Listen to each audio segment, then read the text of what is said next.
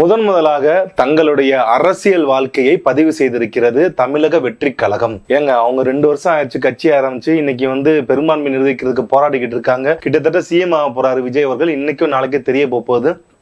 நீங்க என்னன்னா முதல் அரசியலை பதிவு செஞ்சிருக்காங்கன்றது எல்லாரும் எதிர்பார்ப்பாங்க. பட் ஆனா அரசியல் என்பது நான் இங்க சுட்டி காட்டுறது என்னன்னா பக்கா அரசியல். இதுக்கு முன்னாடி பாத்தீங்கன்னா இந்த குதிரை பேரங்கள்லாம் என்ன ஏது அப்படின்னு சொல்லி பார்த்துக்கிட்டு இருந்த ஒரு மக்கள் கிட்டத்தட்ட 9 வருடங்களுக்கு முன்பாக கூவத்தூர் ரெசார்ட்ல பார்த்தீங்கன்னா அடைக்கப்பட்டு, அதன் பின்பு கவர்னர்கிட்ட போய் லெட்டர் கொடுத்து, அதன் பின்பு ஆட்சி அமைக்க முடியாமல் ஜெயிலுக்கு அனுப்பப்பட்ட இந்த வரலாறு எல்லாத்தையுமே ஒரு 9 வருஷத்துக்கு முன்னாடி இருந்தவங்களுக்கு நன்றாக தெரியும். தமிழக அரசியல்ல என்னென்ன நடந்துச்சு, அரசியல்வாதிகள் அந்த டயத்தை என்னென்ன பண்ணாங்க, யார் யார் ஏறி குதிச்சு ஓடுனாங்க, யார் யார் வாங்கினாங்க, யார் யார் எதிர்கட்சியில போய் உட்காந்தாங்க, யார் யாரெல்லாம் எப்படிலாம் கூட்டணி வச்சிருந்தாங்கன்றத ஒரு 9 வருடங்களுக்கு முன்பாக இருந்தவங்களுக்கு நல்லா தெரியும். ஆனா தமிழக வெற்றி கழகத்தில் இருக்கின்ற ஜென்சிக்கு பார்த்தீங்கன்னா இதை பத்தி தெரிஞ்சுக்கிற வாய்ப்பு கிடையாது. ஏன்னா அவர்கள் பார்த்தீங்கன்னா அந்த டயத்துல அவங்களோட வயது 10 வயது 11 வயது 12 13 என்று 10 பருவத்தை கூட தொடர முடியாத வயதுக்குள் கூட தான் இருந்திருக்கும். ஆனா இப்ப பாத்தீங்கன்னா அந்த நபர்களே வளர்ந்து 20 21 வயதா இருக்கிறப்ப தங்களுடைய முதல் அரசியலை பதிவு செய்திருக்கிறார்கள் தமிழக வெற்றி கழகம். அப்படின்னா அரசியல் பண்ணாங்க. நியாயமா காங்கிரஸ்ட போயிட்டு கேட்டாங்க. அவங்க காங்கிரஸ்ல தொகுதிகள் கொடுத்தாங்க, ஆதரவு கடிதம் கொடுத்தாங்க. அடுத்து சிபிஎம் போனாங்க, அவங்கள்ட்ட போய் அணுகுனாங்க, அவங்களும் கொடுத்தாங்க. அடுத்து சிபிஐட்டும் போய் கேட்டாங்க. அவங்கவுங்க தங்களோட கட்சியில பொதுக்குழுவை கூட்டி தீர்மானம் நிறைவேற்றி கூட்டணி என்பது நாங்கள் திமுக கூட்டணியில தான் இருக்கோம், ஆனால் நாங்கள் தமிழக வெற்றி கழகத்துக்கு விஜய் அவர்கள் முதலமைச்சர் ஆவதற்கு நாங்க ஒத்துழைக்கிறோம், ஆதரவு கடிதம் கொடுக்கிறோம்னு சொல்லி கொடுத்திருந்தாங்க. இதுல என்னங்க நடந்துச்சு அரசியல்? அவங்க கரெக்டா தாங்க போனாங்க அப்படின்ற மாதிரி இருக்கிற டயத்துலதான் நேற்று பாத்தீங்கன்னா இரவு 6 மணி போல ஒரு அறிக்கை வருது. அமமுக கட்சியினுடைய பொதுச்செயலாளர் இருக்கக்கூடிய டிடிவி தினகரன் அவர்கள் என்னோட எம்எல்ஏ காணா அப்படின்னு சொல்லி ஒரு பேட்டி கொடுக்குறாப்புல. இந்த பேட்டியை கேட்டவனே தான் தமிழ்நாட்டில் இருக்கிற ஒட்டுமொத்த ஊடகமும் சரி, எதிர்கட்சிகளும் சரி, நாம் தமிழர் கட்சி போன்ற கட்சிகளும் சரி ஒரு விஷயத்தை உற்று நோக்க ஆரம்பிச்சாங்க. ஏன்னா இதுவரைக்கும் நேரடியாக ஒவ்வொரு கட்சியின் தலைமையிடம் சென்று தலைவர்களை சந்தித்து தன்னுடைய 2ஆம் கட்ட தலைவர்களான சிடி நிர்மல்குமார், ஆதவ் அர்ஜுனா, புசி ஆனந்த் உள்ளிட்டவர்களுடைய பார்த்தா அனுப்பிச்சு ஆதரவு வாங்கிய விஜய் அவர்கள் முதலாக பாத்தீங்கன்னா எந்த ஒரு மீடியாவுக்கும் எந்த ஒரு அரசியல் கட்சியும் அணுகாமல் தனிப்பட்ட முறையில அமமுக கட்சியினுடைய ஒரே ஒரு வெற்றி பெற்ற தொகுதியான மன்னார்குடி தொகுதி எம்எல்ஏவாக இருக்கக்கூடிய காமராஜ் அவர்களிடம் நேரடியாக, அதாவது மறைமுகமாக கட்சிக்கு தெரியாமல் நேரடியாக அவரை அப்ரோச் பண்ணி அவர்கிட்ட பாத்தீங்கன்னா ஒரு எம்எல்ஏ ஆதரவு கடிதத்தை வாங்கியிருக்கு தாவேகா கட்சி. இதனால என்ன ஆகுதுன்னா நேற்றுல இருந்து பாத்தீங்கன்னா எம்எல்ஏ காணான்னு சொல்லி டிடிவி தினகரன் அவர்கள் தொடர்ச்சியா பேட்டி கொடுத்துட்டே இருக்காங்க. தீய சக்தின்னு சொல்லி திமுகவை சொன்ன நீங்க என்னுடைய அனுமதி இல்லாமல் என் கட்சியினுடைய எம்எல்ஏவை நீங்கள் கடத்தி கொண்டு போய் விட்டீர்கள் அப்படின்னு சொல்லி இது எந்த மாதிரியான அரசியல் அப்படின்னு சொல்லி அவர் தொடர்ச்சியாக பேட்டி கொடுக்க ஆரம்பிக்கிறாப்புல. இந்த டயத்துல பாத்தீங்கன்னா நீங்க தொடர்பு கொண்டீங்களா உங்க எம்எல்ஏவை அப்படின்னு கேட்டதுக்கு இல்ல, அவர் நம்பர் பாத்தீங்கன்னா சுவிட்ச் ஆஃப்ல இருக்கு அப்படின்னு சொல்றாப்புல.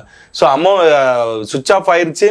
இங்க பார்த்தா தாவேக்கானர்ல பாத்தீங்கன்னா இது மறுப்பு தெரிவிக்காம அமைதியா இருக்காங்க. இப்படியே அரசியல் போய்கிட்டு இருக்கு. இந்த மாதிரியான நிகழ்வுகள் பாத்தீங்கன்னா கடந்த காலத்துல ஒரு யதார்த்த அரசியல்வாதிகள் பாத்தீங்கன்னா இது அரசியல், இதெல்லாம் சாதாரணமாப்பா அப்படின்னு சொல்லி கடந்து போற விஷயமா இருந்திருக்கு. ஆனால் இதற்கெல்லாம் மாற்று நாங்கள் நேர்மையா இருப்போம், உண்மையா இருப்போம் சொல்லுகின்ற தமிழக வெற்றி கழகத்தினுடைய இந்த 2ஆம் கட்ட தலைவர்கள் இந்த மாதிரி செய்த விஷயத்தை பொதுமக்கள் இப்பதான் உற்று நோக்க ஆரம்பிக்கிறாங்க. ஆக தமிழக வெற்றி கழகமும் இந்த அரசியலை அதாவது இந்த குதிரை பேர அரசியலை தொட்டு விட்டதா அப்படின்ற மாதிரி நினைக்கிற டயத்துலதான் இரவு பாத்தீங்கன்னா அவர் மன்னார்குடி காமராஜ் அவர்களும் டிடிவி தினகரனும் ஒரே மாதிரி பாத்தீங்கன்னா அதாவது ஆளுநர்கிட்ட போய் கம்ப்ளைண்ட்டும் பண்ணிட்டாப்ல டிடிவி தினகரன். இந்த மாதிரி எங்க எம்எல்ஏ பாத்தீங்கன்னா பிடிச்சி வச்சிருக்காங்க, தவறான முறையில பாத்தீங்கன்னா அவர்கிட்ட ஆதரவு கடிதம் வாங்குறாங்க அப்படின்ற மாதிரிலாம் போய் பதிவு செஞ்சுட்டாப்ல, கம்ப்ளைண்டாவே கொடுத்து வந்துட்டாப்ல. அதன் பின்பு காமராஜ் அவர்களும் டிடிவி தினகரனும் நேரடியா பேட்டியும் கொடுக்குறாங்க. அதுல அமமுகவுடைய மன்னார்குடி எம்எல்ஏ இருக்கக்கூடிய காமராஜ் அவர்கள் இல்ல நான் ஆதரவு கடிதம் கொடுக்கலங்க அப்படின்றாங்க. அப்ப டிடிவி தினகரன் அவர்கள் கடுமையான விமர்சனத்தை வைக்கிறாப்ல. எப்படி பாத்தீங்கன்னா இந்த மாதிரி பண்ண போச்சு, ஒரு போலியான பாத்தீங்கன்னா கடிதத்தை ரெடி பண்ணி ஆளுநர்கிட்ட கொடுத்துருக்காங்க அப்படின்ற மாதிரி தொடர்ச்சியான கம்ப்ளைண்ட் பாத்தீங்கன்னா அந்த பேட்டில அடுக்கிக்கிட்டே இருக்கிறப்ப ஏனை தொலைக்காட்சியில பாத்தீங்கன்னா ஒரு வீடியோ ரெடி ஆகுது. என்ன வீடியோன்னா வந்து கார்ல உட்காந்து காமராஜ் அவர்கள் வந்து பாத்தீங்கன்னா ஒரு லெட்டர் பேட்ல வந்து சைன் பண்ற மாதிரி ஒரு வீடியோ வந்து பாத்தீங்கன்னா வெளியாகுது. அந்த வீடியோவை வந்து பாத்தீங்கன்னா வெளியாக்கி விட்டு தமிழக வெற்றி கழகம் என்ன சொல்லுதுன்னா, இல்ல நாங்க வந்து பாத்தீங்கன்னா வந்து அவர்கிட்ட முறையா தான் வந்து நாங்க ஆதரவு கடிதம் வாங்கினோம், நாங்க 420 forgery வேலைலாம் பார்க்கல அப்படின்னு சொல்லி வந்து ஒரு வீடியோ வெளியிட்டு அவங்களே மாட்டிக்கிட்டாங்க.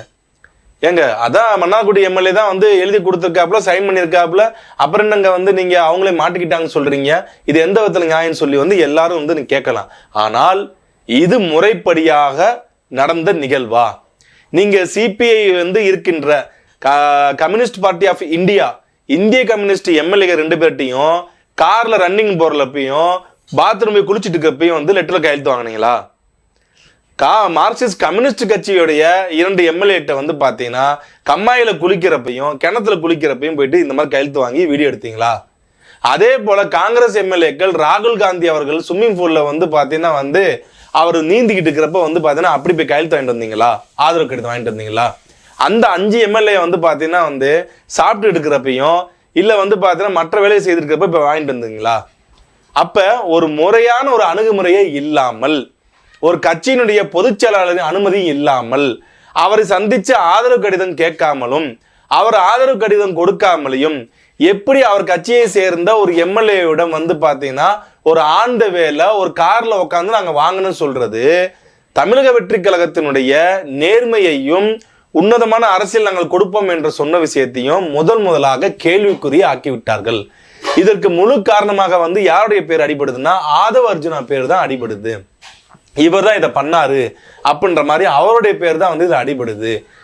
ஏங்க ஒரு கட்சியினுடைய கட்சி ஆபீஸ்க்கு போகாம நீங்க மார்க்சிஸ்ட் கம்யூனிஸ்ட்ல இருந்து இந்திய கம்யூனிஸ்ட்ல இருந்து ஏன் விடுதலை சிறுத்தைகள் கூட வந்து பாத்தீங்கன்னா வாட்ஸ்அப்ல கூட வந்து கேட்டிருக்காங்க. ஆனா ஒரு கட்சியினுடைய பொதுச்செயலாளர்கிட்ட அந்த கட்சியோட ஓனர்கிட்ட எந்த வித அப்ரோச்சும் இல்லாம அந்த கட்சியினுடைய எம்எல்ஏட்ட வந்து பேசுனதே முதல் தவறு. 2வது அவர் ஆதரவு கடிதம் கொடுத்தாரா இல்லையான்றது வந்து இன்னும் கிளியர் ஆகல. அவர் இல்லைன்னு மறுத்துட்டாப்ல. அப்ப நீதிமன்றத்துக்கு தான் நீங்க போற மாதிரி இருக்கும். அப்ப அவரும் மறுத்துட்டாப்ல. அது மிகப்பெரிய தவறு. அப்ப அது வந்து 420 லெட்டர் பேடா? அந்த லெட்டர் பேட கையெழுத்து போட்டாருன்னா அந்த லெட்டர் பேடு உண்மையிலே வந்து பார்த்தா தமிழக வெற்றி கழகத்துக்கு வந்து ஆதரவு கொடுத்தேன்ற வந்து லெட்டர் பேட்ல வந்து அவர் கையெழுத்து போட்டாரா? அந்த வீடியோட நம்பகத்தன்மை என்ன? இது எல்லாம் $1 மில்லியன் கொஸ்டின் இருக்கு. ஆனா ஒரு ரெட் ஹேண்ட்ல வந்து பாத்தீங்கன்னா தமிழக வெற்றி கழகம் முதலாக மாட்டிக்கிச்சு.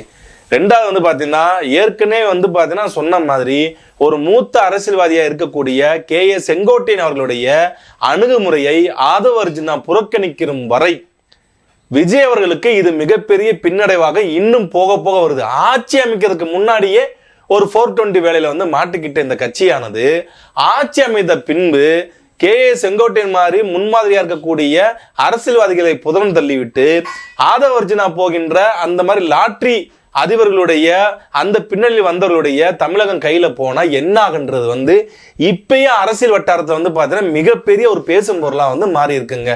எது எப்படி இருந்தாலும் இவர்கள் தமிழக வெற்றி கழகம் வந்து பாத்தீங்கன்னா செய்தது இந்த இடத்தில் வந்து பாத்தீங்கன்னா அது ஒரு 420 முறையாக தான் அனைவருமே பாக்குறாங்க. எல்லா கட்சியும் நேரடியாக அப்ரோச் பண்ணிவிட்டு அதிமுக கட்சி அப்ரோச் பண்ணவே இல்லாம அமமுகன்ற கட்சியில போயிட்டு அந்த எம்எல்ஏவை அந்த கட்சியினுடைய தலைவரிடம் எந்த ஒரு முறையாக கேட்காமலும் ஒரு ரோட்ல போறப்ப வாங்கிட்டோம் அப்படின்ற மாதிரி சொல்றது மிக மிக ஒரு கீழ்த்தரமான அரசியலாக தான் அரசியல் வட்டாரத்தில் பேசப்படுகிறது.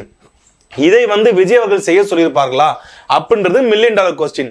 ஆனா இந்த விஷயத்தை வந்து செய்தவர் வந்து பாத்தீங்கன்னா அது ஆதவ அர்ஜுனா என்றுதான் வந்து அனைத்து அரசியல் வட்டாரங்களையும் வந்து பேசப்பட்டு வருகிறது.